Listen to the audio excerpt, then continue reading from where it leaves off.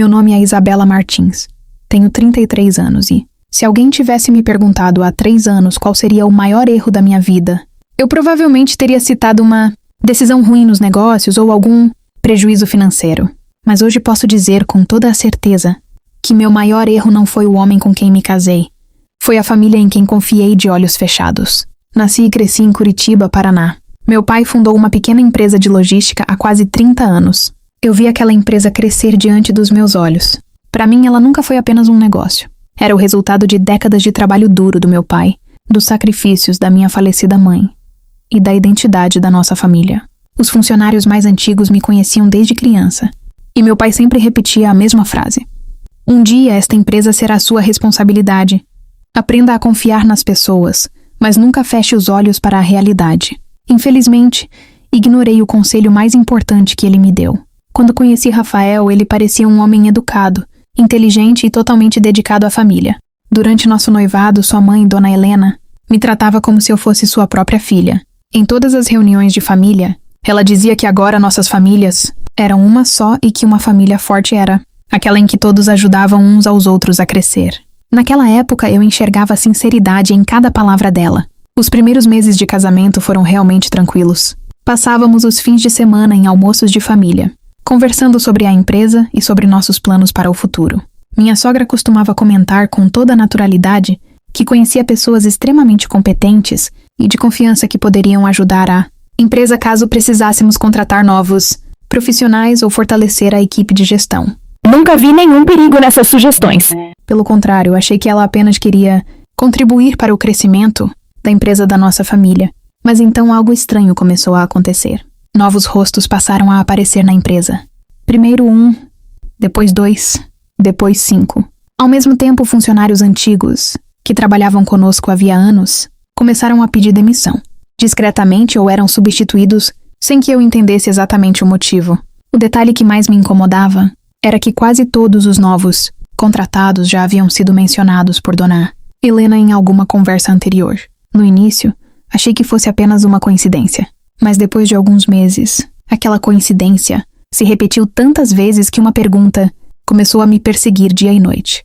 Como minha sogra sempre sabia com tanta antecedência, quem seria o próximo funcionário contratado pela empresa do meu pai? A primeira rachadura que todos ignoraram. Tentei convencer a mim mesma várias vezes de que talvez eu estivesse pensando demais. Afinal, a empresa estava crescendo, e contratar novos funcionários era algo completamente normal. Mas havia um detalhe que, a cada dia que passava, aumentava ainda mais a minha inquietação.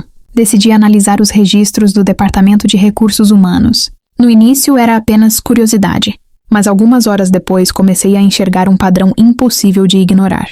A maioria dos funcionários contratados nos últimos 18 meses tinha algum tipo de ligação com Dona Helena. Um era filho de um primo dela, outro era vizinho de sua irmã, outro frequentava a mesma igreja e alguns já haviam trabalhado em negócios ligados à sua família. Aquilo já não parecia uma simples coincidência. Levei todos os documentos para o meu marido, Rafael, e perguntei calmamente: "Você não acha isso estranho?" Ele fechou a pasta, sorriu e respondeu: "Isabela, você está procurando problemas onde eles não existem. Se minha mãe conhece pessoas competentes e de confiança, qual é o problema?" A resposta dele não esclareceu nenhuma das minhas dúvidas. Apenas me fez perceber que eu estava completamente sozinha. Alguns dias depois, tentei conversar com meu pai, mas ele também minimizou a situação. Ele disse: "Helena sempre quis ajudar nossa família. Se ela está indicando bons profissionais, não vejo motivo para preocupação." Naquele momento, senti que ninguém enxergava o que eu estava começando a perceber. Mas poucos dias depois, algo aconteceu que transformou todas as minhas suspeitas em medo. Eu havia ido ao departamento financeiro para buscar alguns relatórios quando percebi que a porta da sala estava entreaberta. Lá dentro estavam Dona Helena, o novo gerente financeiro e o diretor de recursos humanos. O mais estranho não era o fato de ela estar ali. O que realmente me assustou foi vê-los discutindo as próximas contratações, o orçamento da empresa e decisões administrativas, como se aquela empresa não pertencesse ao meu pai, mas à família dela. Fiquei parada do lado de fora, em silêncio, tentando entender o que estava ouvindo. Então ouvi Dona Helena dizer, em um tom calmo e confiante: "Só precisamos de mais um pouco de tempo. Depois disso, todas as decisões desta empresa serão nossas, sem que ninguém sequer perceba." Naquele exato instante, tive certeza de uma coisa. Aquilo não era apenas interferência. Era o início de um plano cuidadosamente preparado para tomar o controle da empresa do meu pai. A prova, que destruiu meu casamento e revelou toda a verdade. Depois daquele dia, eu não contei nada para ninguém. Se acusasse alguém sem provas, mais uma vez diriam que eu estava exagerando. Então decidi permanecer em silêncio, mas dessa vez não para aceitar a situação, e sim para descobrir toda a verdade. Nas semanas seguintes, passei a analisar diariamente os registros da empresa, e-mails, contratos e arquivos de contratação. Quanto mais eu investigava, mais percebia que aquilo jamais poderia ser uma coincidência. Vários fornecedores recém-contratados tinham ligação direta com a família da minha sogra. Alguns contratos milionários haviam sido entregues a pessoas sem qualquer experiência no setor, enquanto antigos parceiros da empresa eram afastados discretamente. Então, em uma noite, o destino colocou diante de mim a prova que eu precisava. Rafael saiu às pressas para uma reunião e, pela primeira vez desde que nos casamos, esqueceu o notebook em casa sem bloqueá-lo. Eu precisava descobrir apenas uma coisa. Ele realmente não sabia de nada, ou fazia parte de todo aquele plano. Poucos minutos depois, senti meu coração disparar. Na tela havia e-mails, mensagens e planilhas detalhando cada nova contratação, cada grande contrato e cada decisão importante da empresa. Rafael e Dona Helena discutiam tudo em detalhes. Em uma das planilhas, existia até um cronograma para os 6 meses seguintes. O objetivo era substituir, pouco a pouco, os gerentes mais antigos e leais ao meu pai por pessoas ligadas à família da minha sogra. Mas foi um único e-mail que destruiu tudo o que eu acreditava sobre o meu casamento. Rafael escreveu para a mãe: "Enquanto Isabela continuar confiando em mim, o pai dela nunca vai desconfiar de nada. O divórcio será nosso último recurso. Mas se for necessário, nós faremos isso também." Fiquei vários minutos olhando para aquela tela, incapaz de acreditar no que estava lendo. O homem com quem eu prometi dividir a vida inteira havia transformado meu amor na arma mais importante do próprio plano. Naquela mesma noite, fiz cópias legais de todos os e-mails, documentos e registros financeiros. Em seguida, marquei uma reunião confidencial com uma advogada especializada em direito empresarial e direito de família. Naquele instante, tomei a decisão mais difícil da minha vida. Eu não estava apenas prestes a colocar um fim no meu casamento. Eu estava prestes a expor todos aqueles que, durante anos, transformaram silenciosamente a empresa do meu pai em um negócio da própria família. O dia em que tudo foi parar na justiça. Na manhã seguinte, fui diretamente ao escritório da minha advogada. Coloquei sobre a mesa todos os e-mails, registros financeiros, documentos de contratação e planilhas que eu havia reunido nas últimas semanas. Ela passou quase 1 hora analisando cada arquivo em silêncio.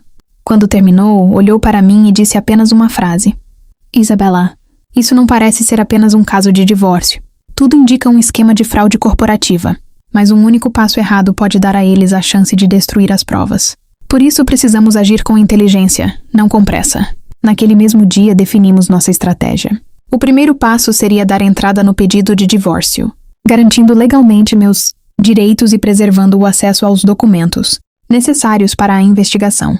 O segundo seria solicitar à Justiça uma auditoria forense independente, nas finanças e nos contratos, da empresa do meu pai. Alguns dias depois, reuni coragem para contar toda a verdade ao meu pai. No começo, ele simplesmente não conseguiu acreditar. Mas quando mostrei o e-mail de Rafael dizendo: "Enquanto Isabela continuar confiando em mim, o pai dela nunca vai desconfiar de nada." Meu pai permaneceu em silêncio por vários minutos. Naquele momento, vi um homem que havia construído uma empresa durante 30 anos perceber que também havia sido traído pelas pessoas em quem mais confiava. Poucas semanas depois, o juiz autorizou o início da auditoria. Assim que os auditores independentes começaram a examinar os registros da empresa, uma descoberta levava a outra. Funcionários recebiam salários muito acima do mercado sem qualquer justificativa. Diversos fornecedores pertenciam à mesma rede de pessoas ligadas à família da minha sogra. Vários contratos importantes haviam sido assinados sem seguir os procedimentos internos da empresa. Naquele momento, minhas acusações deixaram de ser apenas suspeitas. Cada novo relatório confirmava exatamente aquilo que eu havia descoberto. Enquanto isso, Rafael não parava de me ligar. Em uma ligação, ele pedia perdão. Na outra, dizia que tudo tinha sido ideia da mãe. Depois tentava me convencer a cancelar o divórcio, prometendo que resolveria tudo. Mas já era tarde demais. Então, durante a auditoria, a equipe encontrou um arquivo confidencial que nem mesmo aparecia nas mensagens que eu havia copiado. E foi justamente aquele único documento que provou que minha sogra não estava apenas influenciando a empresa do meu pai, Ela vinha executando, havia anos, um plano silencioso para transformá-la no negócio da própria família. Finalmente, a justiça bateu à porta. Aquele arquivo confidencial mudou completamente o rumo do processo. Ele continha um plano detalhado dos últimos 3 anos. Indicava exatamente quem deveria ser contratado, quais gerentes precisavam ser afastados, quais fornecedores deveriam receber os contratos e como, pouco a pouco, os setores mais importantes da empresa seriam colocados sob o controle da família da minha sogra. Tudo estava registrado com datas, nomes e aprovações. Desta vez, ninguém tinha como negar. Poucas semanas depois, aconteceu a audiência final. Os auditores independentes apresentaram seu relatório ao tribunal. O documento confirmava que havia uma influência organizada da família da minha sogra nas contratações, nos contratos com fornecedores e em diversas decisões administrativas, causando prejuízos aos interesses da empresa. A justiça decidiu a favor do meu pai. Os contratos considerados irregulares foram cancelados. Diversos funcionários contratados de maneira inadequada foram desligados, e o controle da empresa voltou oficialmente para as mãos do meu pai. Naquele mesmo dia, meu divórcio também foi concluído. Rafael olhou para mim pela última vez, como se quisesse dizer alguma coisa. Mas já não existiam palavras capazes de reconstruir uma confiança que havia sido destruída. Minha sogra deixou o tribunal em silêncio. A mulher que sempre acreditou que ninguém descobriria seu plano agora não conseguia sequer olhar para nós. Alguns meses depois, a empresa estava mais forte do que nunca. Meu pai reorganizou toda a administração, implantou novas políticas de transparência e, pela primeira vez, me nomeou oficialmente para fazer parte do conselho administrativo da empresa. Em uma tarde, nós 2 estávamos no terraço do prédio da empresa observando as luzes de Curitiba. Meu pai sorriu e disse: "Eu pensei que estava prestes a perder apenas a empresa. Mas na verdade quase perdi minha filha também. Foi você quem salvou nós 2. Olhei para o céu e percebi que alguns relacionamentos terminam justamente para que possamos descobrir o nosso verdadeiro valor. Eu perdi o meu casamento, mas recuperei minha dignidade, a confiança do meu pai e a empresa que minha família levou décadas para construir. Naquele dia, entendi que, às vezes, um divórcio não representa o fim de uma família, mas o começo da verdade, da liberdade e de uma nova vida."